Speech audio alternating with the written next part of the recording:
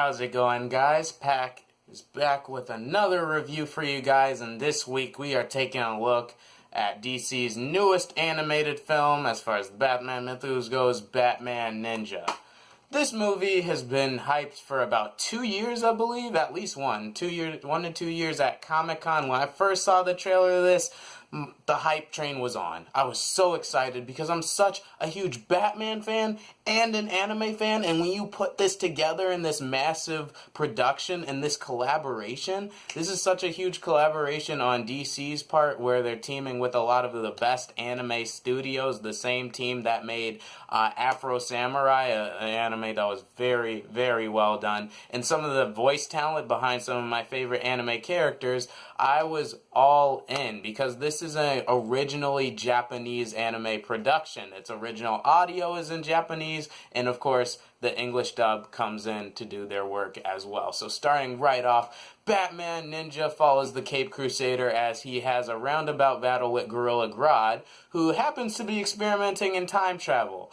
Batman messes up the machine, and boom, Batman and all his allies and all of his most famous villains from his rogues gallery are set in ancient Japan, claiming territory, trying to mess stuff up and rewrite history as we know it. Joker has established himself as a feudal lord and the most powerful emperor of ancient Japan, and it's up to Batman and his allies to stop him.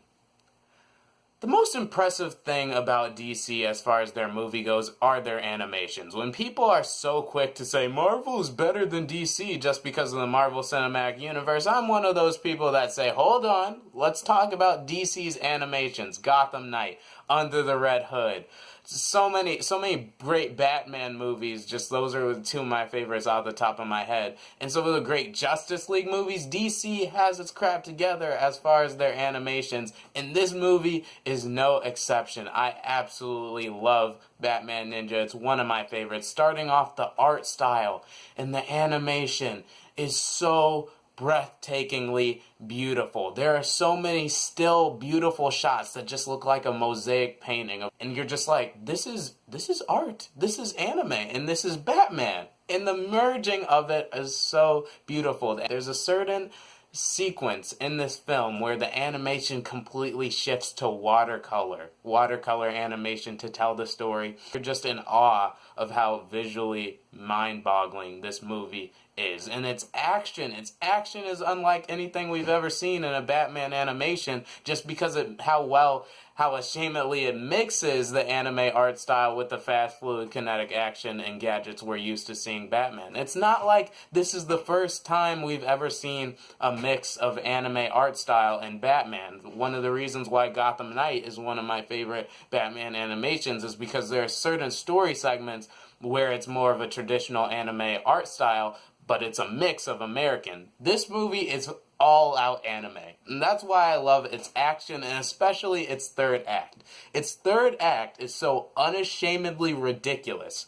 There are decisions made, there are plot points that happen where you're like, this is unlike anything I've ever seen. This is ridiculous. I'm gonna need a break. I was watching this movie with my brother, and he just sat back and he was like, I'm gonna need a drink, and he almost got up because it's a lot. The action is so in your face and over the top, like anime should be. And when they mix that with the Batman mythos, you have a great time. I also love how well this movie explores the Batman mythos. Every character is faithfully represented. No character makes a decision that's out of character or out of turn.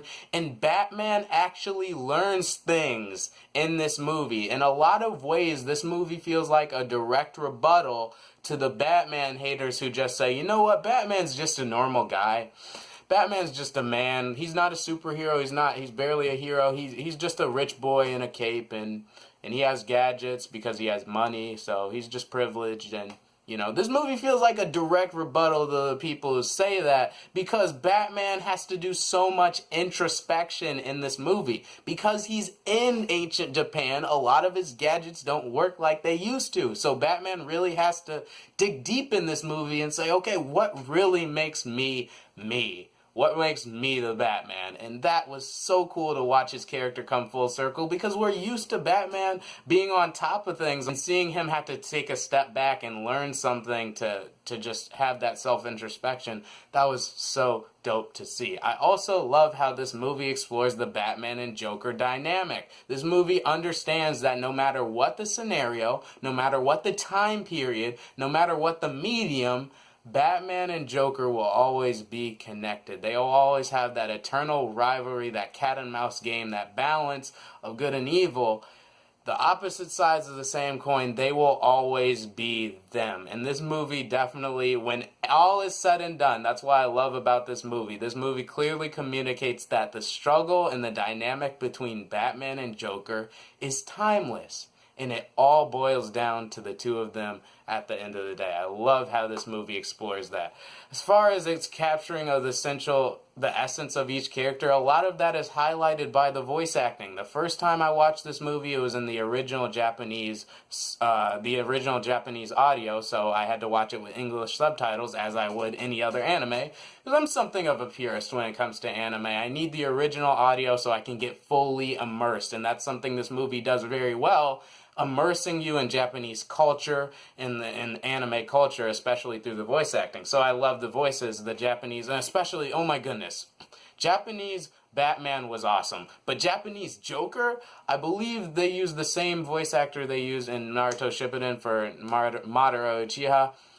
But the Japanese Joker voice was so intense and so epic. I loved it. But it's not like to say the English dub was terrible, because Batman voice acting, English voice acting in Batman, it's always top notch. Roger Craig Smith reprises his role as Batman from Batman Arkham Origins. He does a phenomenal job, and I love how many Easter eggs you can find in the voice cast alone for the English dub. Will Friedle voices Robin in this movie. Will Friedle, who voiced Batman Beyond Terry McGinnis, he's in this movie. Yuri Lowenthal, I believe his name is, who voiced Sasuke in Naruto Shippuden, he voices Red Hood in this movie. Tom Kenny, who voiced Penguin in the Batman animation, he returns as Penguin. This is the voice cast. The English voice cast is a celebration. And that's what I love. It's a celebration of Batman mythos. But overall, Batman Ninja, it's so well paced. There's not a dull moment in this movie. It's no complaints, except that when you watch it in the original Japanese audio, at least on my copy of the Blu-ray, I don't know if anyone else had this problem, but at least on my copy of the Blu-ray, there were certain times where the audio and the visuals and the lip syncing would not exactly match up. And whenever I would watch it in the original Japanese audio, the sound would cut off. The movie would go mute, and then the subtitles would have to catch up, and then the characters would keep talking as normal. That threw off my first viewing of the film, but apart from that, Batman Ninja is a masterclass of animation. I'm gonna give Batman Ninja a solid 4 out of 5 stars. Please like this video, share, comment, and of course subscribe. That subscribe button will be in the corner.